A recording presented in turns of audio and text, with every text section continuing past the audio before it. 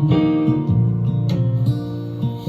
andando aqui do lado do Rio Meno.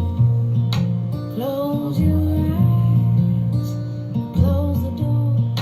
You don't have to worry anymore. 'Cause I'll be your baby witness. We'll share the lights and share the shade. You don't have to be afraid.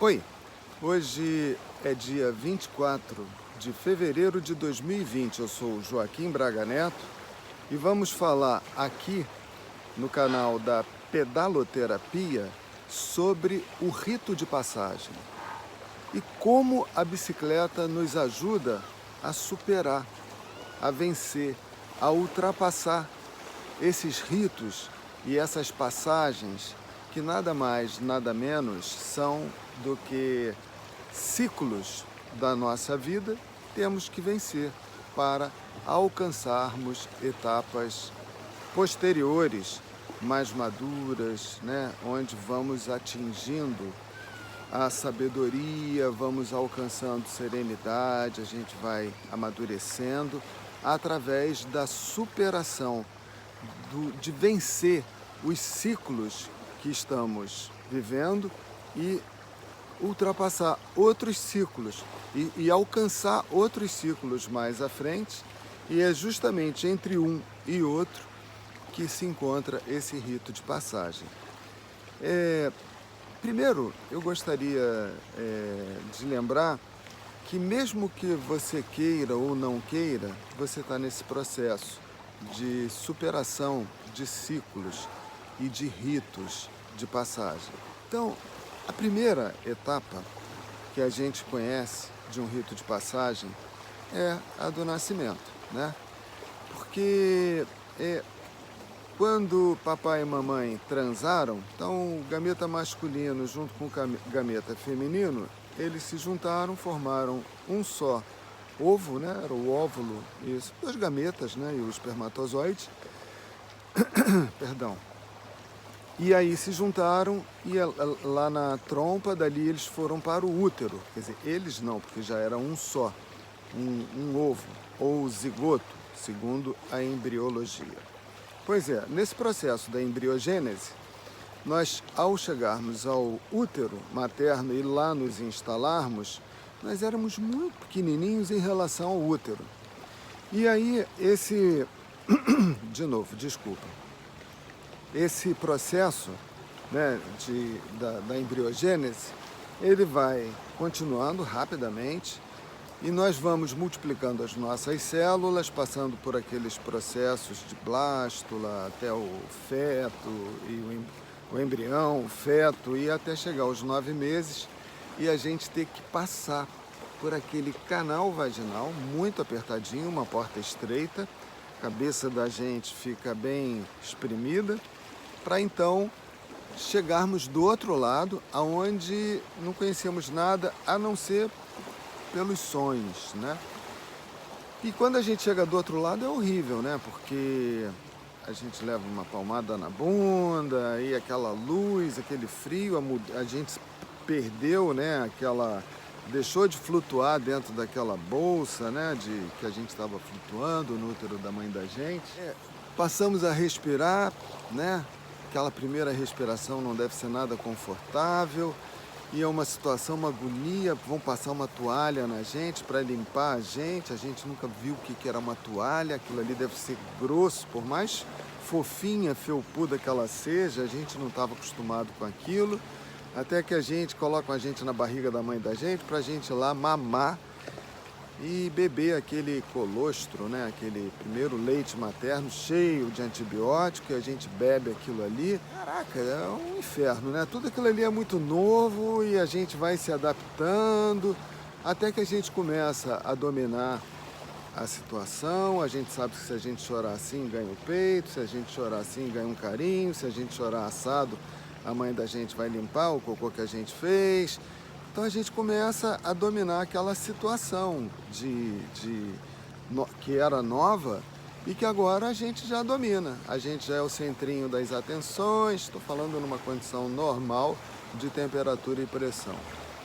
E tudo bem, a vida continua. Só que aquela vidinha de infância vai acabando, até que a mãe da gente tem que trabalhar numa vida moderna, o pai também trabalha, a gente tem que ir para a creche. Caraca, aquele monte de gente, como é que vai ser? Eu não conheço aquela gente, eu não sei como é que faz aqui nessa situação.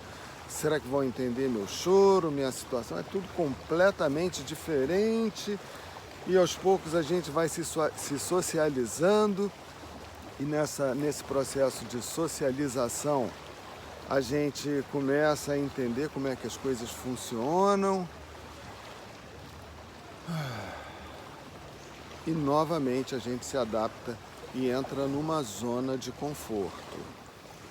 Estamos dominando a situação da creche, já temos nossos amiguinhos, mas aí a gente precisa cumprir novas etapas. E aí a gente vai aprender a ler, a escrever, a brincar com os joguinhos, né? Da leitura, somar, entrar nesse universo da ciência, né? Escrita, da matemática, esse troço todo. Nesse processo há um rompimento que é muito drástico assim, para a criança, que a criança ela sabe avaliar cada etapa do aprendizado dela, ela aprende, ela vibra com aquilo, ela fica feliz, ela fica alegre com as coisas que ela aprende. Quando ela aprendeu a engatinhar, quando ela aprendeu a andar, quando ela aprendeu a pular, quando ela aprendeu a dançar, aqueles milhões de aprendizado, né? De jogar coisa no chão e ver qual o tempo que demora para o chocalhinho cair ali no chão. Tudo ela avalia, né? Ela sabe avaliar qual a importância daquele aprendizado para ela. Quando ela começa a andar, ela vê como aquilo é importante para chegar mais rápido até a mãe dela, até o pai dela, se deslocar dentro do quartinho, do berço, pular a grade do berço, sair dali, enfim, tudo ela avalia e ela sabe exatamente o valor de cada aprendizado. Só que quando ela sai da creche e entra no colégio, acontece uma ruptura, né? Infelizmente ainda é assim. É como era há 50 anos atrás, há 100 anos atrás. A gente perde não, roubam da gente a nossa capacidade de se autoavaliar, e quem avalia agora o valor do nosso aprendizado é uma terceira pessoa, né? Uma outra pessoa, no caso, o professor. Você não aprendeu direito, você é burro, tirou 0. Ah, meu filhinho, você é o melhor aluno da classe, você tirou 10. Os burros vêm para cá, os inteligentes vão para lá. Claro que não há essa divisão clara, né? Assim, ela não é tão marcada, mas obviamente que implicitamente há uma distinção dos bons alunos dos maus alunos.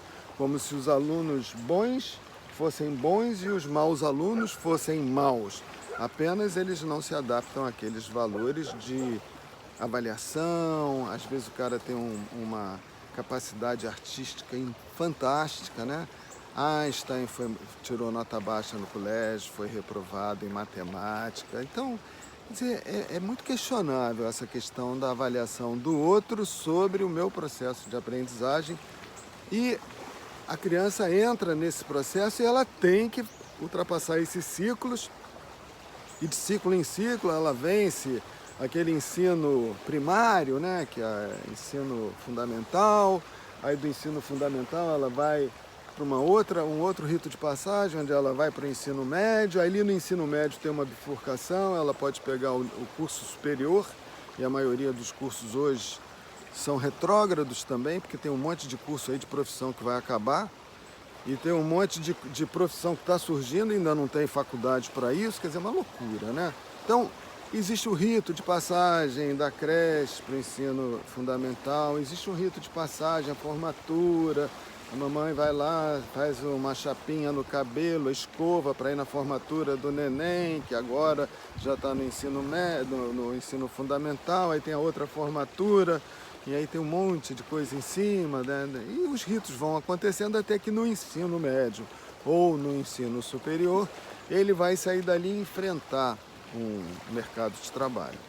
É uma situação onde ele vai deixar de ser provido e vai passar a se prover. E a prover sua prole, né? Se ele casar, tiver filhos, etc e tal. Pois é, muito bem. E aí ele entra num outro ciclo de passagem, e aí vamos dar um tempinho, porque isso aí vai muito a longe, então vamos acelerar o processo. O próximo rito de passagem é quando ele se aposenta. Agora já trabalhei muito na minha vida, não tenho mais que trabalhar, ficar matando um leão por dia, agora eu vou viver dos frutos e das árvores que eu plantei até o momento, e não vou fazer mais nada. Aí a pessoa fala, pô, estou me sentindo tão sozinha, como se a aposentadoria significasse que ela não precisasse produzir e realizar outros projetos. Então, a aposentadoria não seria um último rito de passagem. E então a gente muda, né, a forma de pensar na nossa capacidade de produzir. O que o céu quer de mim? O que o universo quer de mim? O que eu posso querer dentro das minhas limitações físicas maiores, mas dentro de uma capacidade cognitiva, de um entendimento, de um equilíbrio, onde eu não tenho que mais lutar pela minha sobrevivência, isso já está mais ou menos resolvido. Então eu tenho outras condições que são diferentes no pós-trabalho, na aposentadoria, e isso pode me dar recursos e condições de criar novas atividades, como eu estou trabalhando agora aqui no mercado digital. Daqui a pouco, já falei, a gente vai falar sobre isso. Tudo bem. Bom, e aí a gente segue, né? Ouvindo o que o universo quer da gente, adequando isso ao desejo da gente, trabalhando, sintonizando essas coisas e se tornando útil o tempo todo. Até que vai chegar um momento onde os ossos estão machucando as nossas carnes, o reumatismo, a pressão está aumentando toda hora, e numa hora dessas a gente parte desta para uma melhor, como diz aí o povo. Pois é, partindo dessa para uma melhor, a gente pode dizer que na condição física que a gente viveu, desde o nascimento lá atrás até agora, a gente foi vencendo ciclos da vida da gente, e quando saía de um e entrava no outro, a gente passava por um rito de passagem. Até a última passagem, que foi a passagem tem gente passando aí. Que foi a passagem da vida física para uma outra dimensão de realidade. E aí, tudo bem? Tudo bem. E o que a bicicleta tem a ver com isso? Quer que eu enrole mais um pouco? Vou enrolar mais um pouco. Vou falar de drogas. De novo, falando de drogas. O que é a droga, né? A droga é um elemento que algumas pessoas usam, não são tão poucas assim, para alcançarem um estado de êxtase, de realização, né? Então ela é dependente química e ela precisa daquela droga psicoativa, né, para entrar num estado de êxtase ou de euforia. Ou seja, ela não faz nada para ter o sentimento de realização. Ela não faz nada. Ela simplesmente chega ao que ela pensa que é um estado de realização através de um elemento, de uma química. E ela realiza, né? Ela sonha e ela vive aquele sonho durante os momentos do efeito da droga. O problema é que esse efeito acaba muito rapidamente, em geral muito rápido, questão de minutos ou de horas, e após essas horas vem aquela rebordosa, né, onde ela entra numa situação depressiva, aquela bad, né? Como dizem os jovens, assim, pelo menos na minha época diziam assim. O cara fica mal, o cara fica muito mal. E aí o que ele vai querer? Mais um pouquinho da droga, para novamente ter aquele efeito de êxtase, de realização que ele encontrava. De droga em droga, ele vai se afundando cada vez mais, precisando cada vez mais de droga ou de drogas mais potentes, ou ficar mais tempo dentro da droga, para poder ter a ilusão de que ele está alcançando um estado de realização, de êxtase, que só é alcançável de uma forma saudável através da superação desses ciclos e do enfrentamento desses ritos de passagem. Tá bom, Joaquim, legal, estou concordando contigo, uma coisinha aqui, outra coisinha ali, eu concordo contigo. Agora, você estava falando lá na frente que a bicicleta ajudava a gente a vencer esses ritos de passagem. Como? Bom, de novo, mais um parênteses para deixar você desesperado, mas não desliga não. A gente fala que o esporte, né, é uma forma de manter o jovem longe das drogas. Isso tem sentido sim, porque no esporte o garoto ou a garota, ela aprende ou ele aprende que é preciso que ele seja bom, que ele tenha talento, que ele se esforce, que ele melhore, que ele pratique. Porque é através dessa prática, desse treinamento que ele vai se tornando melhor, como uma possibilidade de um atleta de alto desempenho, e desse atleta de alto desempenho ele vai ser chamado e vai para a seleção brasileira, etc. e tal. Então, é através do esforço, através da conquista, através da sua luta pessoal, que o cara vai conquistando o seu status de ser o melhor para ser chamado, quem sabe, até para uma seleção brasileira. Joaquim, e a porcaria, eu ia falar até outra coisa, da bicicleta, o que tem a ver com isso? Rapaz, a gente está falando o tempo todo aqui que para você vencer os seus ritos de passagem, você precisa superar desafios, enfrentar situações, ouvir do alto o que o alto, o que o universo quer de você e ajustar a sua capacidade física, mental, intelectual, pessoal, os seus talentos, junto com essas inspirações que vêm do alto, para você então dar passos, né, ser ativo no processo e ir em frente dentro do processo, né, como diz o poeta, em frente sempre, né, em frente dando a direção e em frente no sentido de enfrentamento. Pois é. Então, é através do processo, da sua ação, do seu movimento, que você vai superar as fases da sua vida em toda a sua vida. Então, não existe atalho. Pois é. Não tem como, usando a droga, você se realizar, não tem como, o dinheiro da sua herança vai te ajudar a se realizar, não vai. Não tem como, eu sou amigo do presidente, então eu vou ter uma ajuda. Pode ter até ajuda, mas se não é isso que vem do alto, se isso não tem a ver com os seus projetos, se você está querendo encurtar o caminho, está se vendendo para conseguir o resultado, você vai ter muito mais desequilíbrio do que equilíbrio.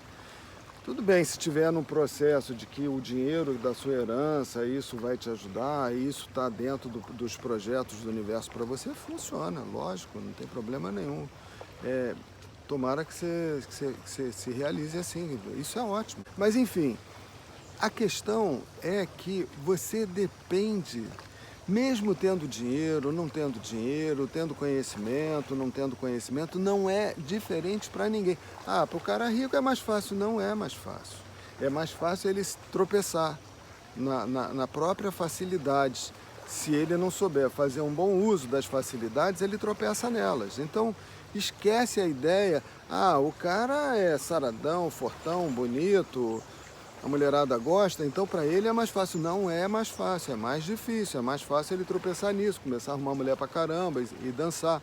Então não existe ninguém que tenha maior facilidade do que outra pessoa, não existe isso. Então, o que existe é que você vai, em qualquer situação, tendo necessidades especiais, tendo dinheiro, sendo pobre, sendo rico, sempre vai depender da sua ação de uma forma equilibrada, correta, íntegra, para que você dê os seus passos e siga na direção do seu processo de realização. Joaquim, e o que a droga da bicicleta tem a ver com isso, caramba? Em primeiro lugar, a droga da bicicleta não. A bicicleta. A bicicleta é um meio de transporte que não adianta você apertar um botãozinho e fazer assim, que ela vai e você vai na garupa dela. Não vai. A bicicleta é o tipo do meio de transporte, estou falando das bicicletas não elétricas, não estou falando das e-bikes. Então ela precisa do seu pedal, ela precisa da sua ação para você sair do ponto A para o ponto B. Se você não tiver uma ação legal sobre a bicicleta, se você não tiver um movimento do pedal, você não vai chegar aos seus objetivos. Não adianta fumar um baseado, não adianta cheirar um pó, não adianta você dar um jeito, não vai adiantar você pegar na carroceria de um caminhão, não vai adiantar nada disso. A bicicleta, ela depende da sua força motora, né? Da sua ação. Eu quero pedalar. Ela depende também da sua destreza. Porque se você der uma vacilada, você vai de cara no chão e vai se machucar. E ela não oferece tanto equilíbrio como uma moto, cheia de amortecedor, ProLink, sei lá o quê. A bicicleta tem até amortecedor, mas ela é muito mais instável do que uma moto, né? Então, a bicicleta, ela depende muito da tua habilidade, da tua capacidade, da tua concentração, do seu esforço, da sua perseverança, porque senão ela vai virar cabide dentro do seu quarto. Ela depende da sua paciência, porque você não chega tão rápido nos lugares. Ela tem o tempo dela, assim como Deus tem o tempo dele, as coisas não acontecem tão facilmente, de acordo com a sua vontade. Então você tem que se adaptar a ela e fazer com ela o melhor que você pode. Então a bicicleta, ela te ensina muita coisa, não é só pedalar assim, não. Ela te dá a possibilidade de você desenvolver a arte de ser um ciclista, e a arte de ser um ciclista está muito perto, muito associada à arte de você se tornar um sábio, uma pessoa sábia.